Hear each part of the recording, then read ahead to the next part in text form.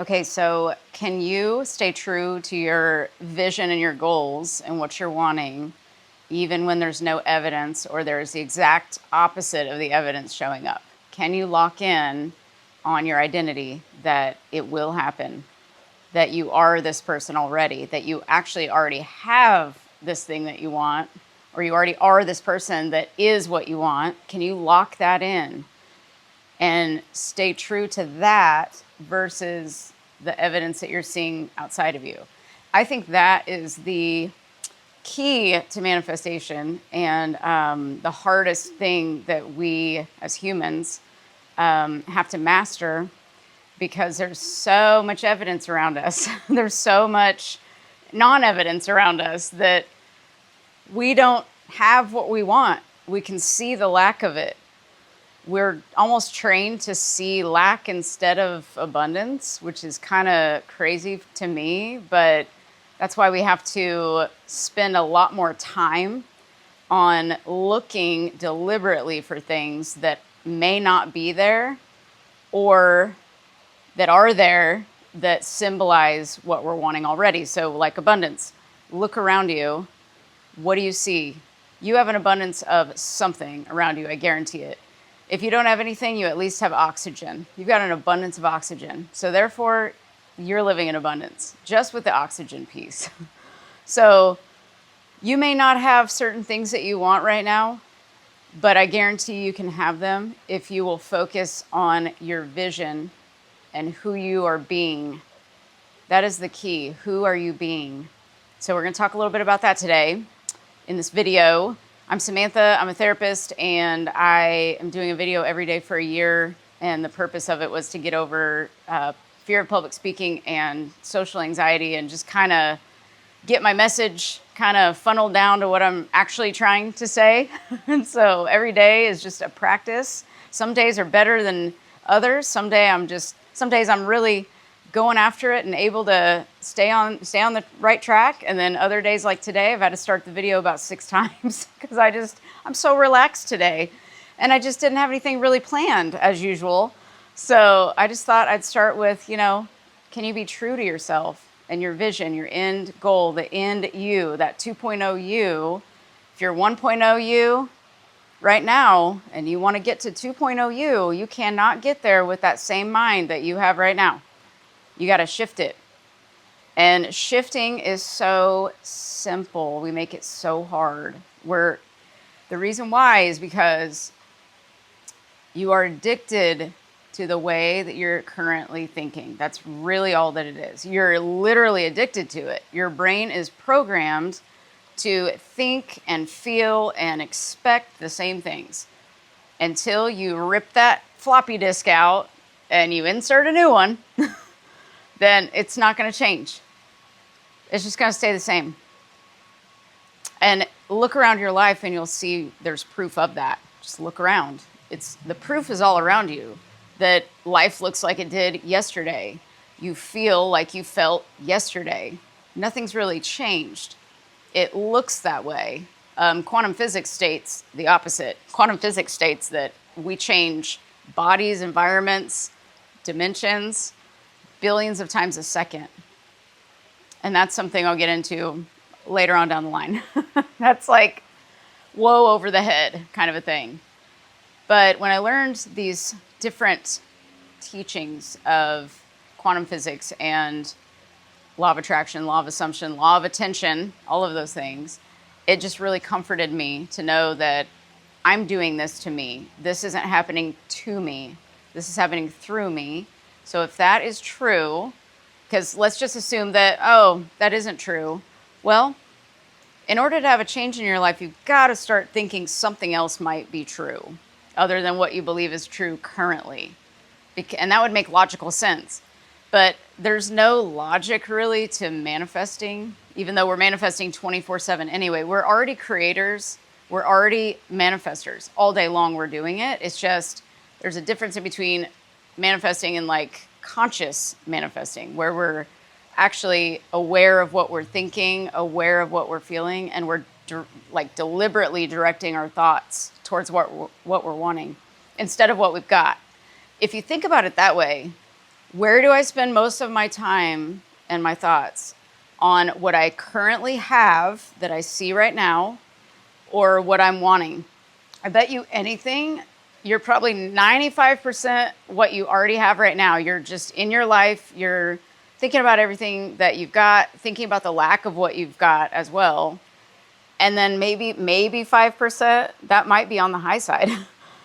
Maybe 5% you're actually thinking about deliberately directing your thoughts towards what you're wanting and how you might want to feel differently. So keep that in mind. That's very logical to think that way. Like, oh yeah, I really do spend most of my day noticing everything around me, noticing everything. And that creates this feeling of, oh, well, I'm also noticing what I don't have that's not present right now. So really think about, where are you spending your time, and look at it like you're investing in an investment, like you're putting your money in an investment, or you're putting your money into a bank account, you're making deposits so that the money appreciates. What is your return on investment, your ROI on your thoughts? Where are you placing them? Because it's just like you're placing money in an account. It's like, which one are you doing, and where are you spending your thoughts the most? Just like money, they say go on a budget and know where your money's going. We don't talk about going on a budget and knowing where our thoughts are going. We want to really look at our budget and check the sheets and be like, I'm really not thinking the right thoughts that I need to be thinking to get the return on investment that I'm needing and that I'm wanting. So think about that too. That's a good way to look at it. Like, kind of like a numbers game almost, except it's in thoughts. It's like, where am I placing my attention and my focus? And where do I need to be placing my attention and focus? And if you'll just remember that everything is created through imagination, that you are imagining all day long. Everything that you see, you're imagining. You're imagining all throughout your day. You're imagining, you can see yourself driving to your work or driving to the store, or that conversation that you're going to have when you get home, or your kids or your friends, or, we're imagining before things happen. And sometimes we're imagining things happening in a bad way. And so if you'll notice, if you'll become aware of your thoughts and observe them instead of being absorbed by them, observe them and say, what's going on here? Like, what am I actually thinking right now? Where did these thoughts come from? What am I imagining? What could I be imagining instead of this? Because when you start imagining differently, that signals to your being that you are becoming a new identity, basically. You're changing your identity. When you change your identity, your thoughts, feelings, and behaviors will change naturally when you start to shift. And I think the easiest way to shift is to literally talk to yourself and say, and become aware. Awareness is number one. You've got to become aware to disrupt anything. You have to say, oh, I'm noticing that I'm off the track because I'm feeling a feeling. That feeling will come up first, where you're going to know, do I feel good or do I not feel good? And if you don't feel good, it's an indication that something's off. So you notice the feeling, notice the anxiety, notice the nervousness, whatever the feeling is, the anger, and then you kind of connect that to, okay, what was I imagining just now? Maybe not just what was I thinking just now, what was I imagining just now? Because that's how powerful the imagination is. It's going all the time. So instead of saying I need to change my thoughts, maybe you say, well, maybe I need to change what I'm imagining. So what was I just imagining that caused me to feel this way? And then deliberately, I do this to this day. Like I still tell myself, okay, stop. Let's redirect over here. What do I want to imagine right now? What do I want to think about right now? If I could think about anything else in the world, why would I be choosing to think this way that I'm thinking right now? The only logical explanation is it's programmed. It's been in the background forever, maybe, for literally forever. Until you change that programming, you're never going to change into a different person. That programming is just like going to keep you stuck. basically, in the same area where you're at, because it's running in the background. And it's just this tape that's playing over and over and over and over. And it's going to keep playing until you disrupt it. And that might be saying, stop. I'll literally tell myself, okay, stop, go over here now. What do we want to think about? What do we want to feel right now? What are we feeling now that maybe I want to shift into some other feeling? And then you can just start imagining something. I really love sitting for just 10 minutes a day around this time, around lunchtime, and think about something that would make me feel good. Like, it could be anything. It could just be like you're laying on the beach and the sun is beating down on your whole body and you can feel the waves bringing in the water, and just something like that generates a feeling.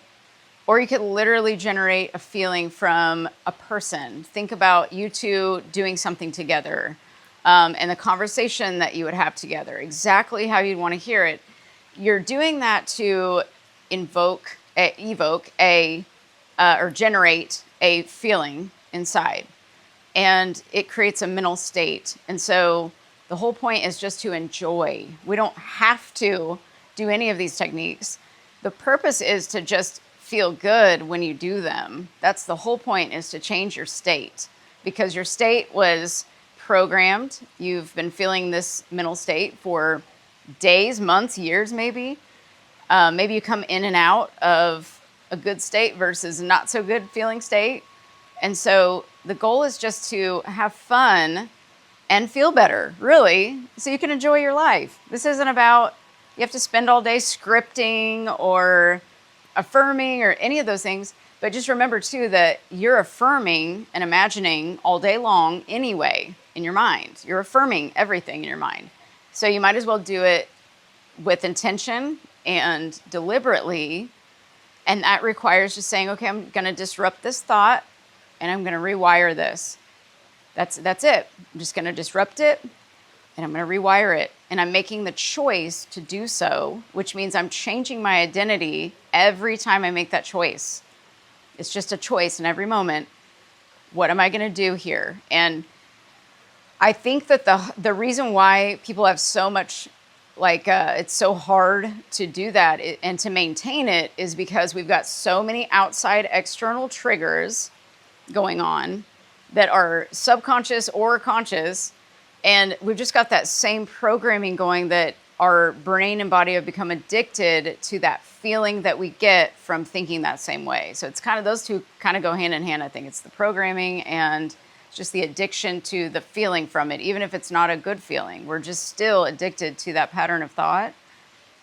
So it just kind of requires observing yourself and saying, I don't really want to feel this way anymore. I want to feel a different way. I'm going to go towards something. You never want to say, I'm going to run away from this thing I'm trying to get away from.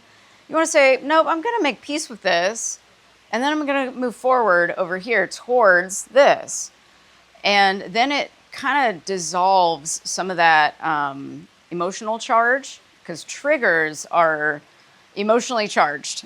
That's what they are. They trigger something in you. They're like super supercharged, and they're connected to childhood, of course. They might be connected to, if you went through a divorce or something and you're with somebody now and they say something, it reminds you of your ex-wife or ex-husband, and it seems like that's happening right now. But it's just a feeling that comes up, and it's saying, hello, I'm a trigger. Pay attention to me. Let's dissolve me so I don't control you anymore. When you're triggered, you're letting the outside world have control over you too. And then that's why we get even more upset, because we can realize inside that everything is controlling you from the outside. We want it to come from the inside out. That's what we want. Because if you're triggered by the external world, and that means you're believing what you're seeing out there. So that's another thing to practice is I'm going to deny what I'm seeing, I'm going to disbelieve it, and I'm going to believe in what is inside of me that I'm creating now. That's something to tell yourself. I'm going to deny what I'm seeing, deny the senses, what you're seeing, and go inside and trust that everything is a projection from you. Everything is. If you don't believe that, practice it and become your own evidence. I do not like to listen to too many people.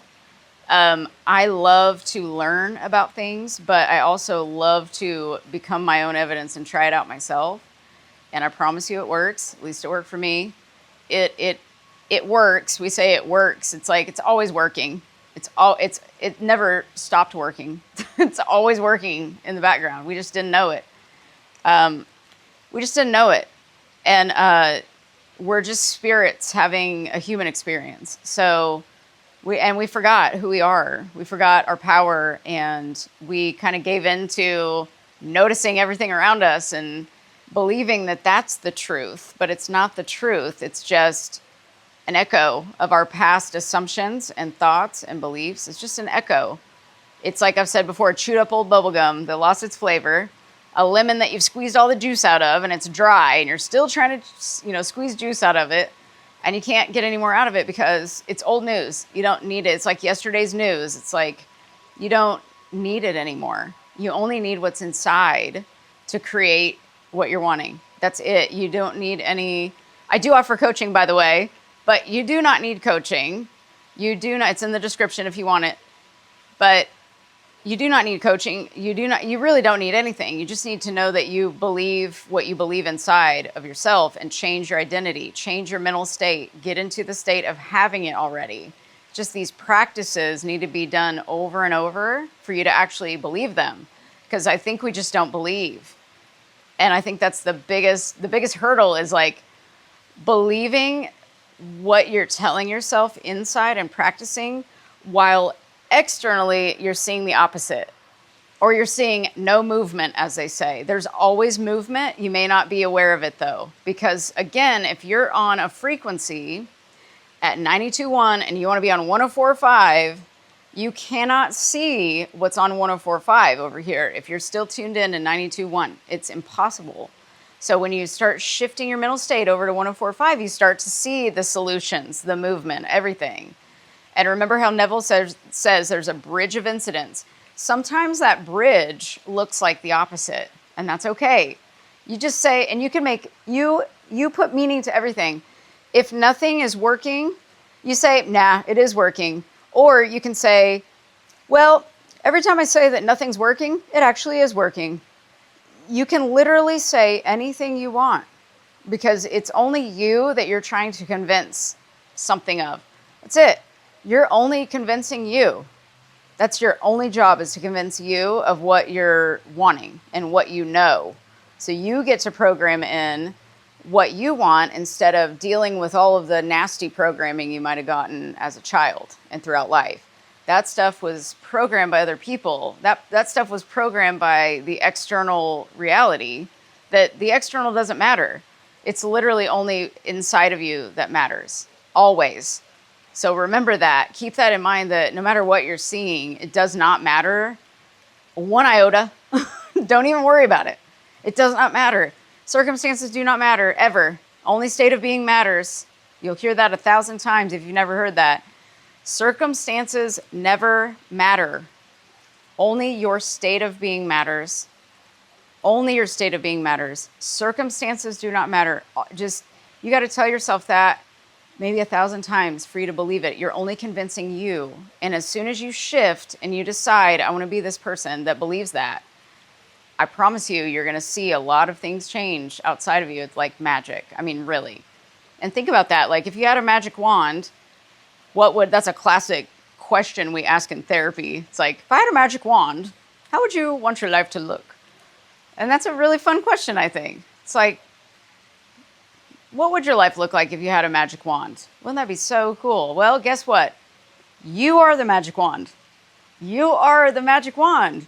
You can wave yourself around and have anything you want. You just have to believe that and disbelieve everybody else. That's I would say my best suggestion is to never question, like never get anybody else's opinion. You can do that for fun if you want to connect with people and whatever. But always know that your opinion is the only opinion that counts. It does not matter what everybody else is doing. Never compare yourself to anybody else. We'll do a video on comparison because I think comparison is obviously the thief of joy, as they say. There is no comparison. You're the best because it's your reality. You're the best at what you do. You're the most amazing. You're the most beautiful or most handsome. You just have to believe that you are and tell yourself that you are, because it's all you that's doing this. It's nobody else that's doing this. It's all internal work that has to be done. That's it. Externally, it's futile effort. If you're trying to meddle in the middle, as they say, meddle in the middle, meddle in your reality. No, meddle inside. Go inside and say, no, this is how it is now. No, this is how it is now. Sometimes I have to remind myself to do that too. When I'll see the opposite, I'm like, no, it's actually like this. And my brain will glitch a little and it's like, no, it's not. And I'll be like, no, yes, it is. And then you just have to keep programming. That's all you have to do. And remember that everything you're seeing never dictates how you feel inside unless you allow it to. So stop allowing it to. Trust in yourself that you have this power inside of you. And it's been there forever. We've just been oppressed and suppressed and, we just believe the opposite. So if you're believing that this doesn't work, today's opposite day. Tell yourself, today's opposite day. I'm going to start believing that it does. Just do the opposite, like George Costanza on Seinfeld. If you've seen Seinfeld, it was like, do the opposite. There is some great wisdom in that. So practice it and have fun with it and have a wonderful Sunday. This is video 91. I am 1/4 of the way done with my 1-year journey. This is crazy. I love it. Thank you for watching. Thank you for listening. Share with somebody who might benefit from this. And please like and subscribe if you haven't. And if you like coaching, it's in the description. And I'll be coming out with a membership or 2 or maybe 3. I don't know. I've got some big ideas and some ebooks and some courses and a bunch of stuff that I've got planned. So that I've been planning for probably a decade. So I'll be getting into it soon. So thank you so much for watching and for all of your support. I appreciate all of you so much. Have a wonderful rest of your day or evening, whatever time it is where you are, and I'll see you tomorrow. Bye.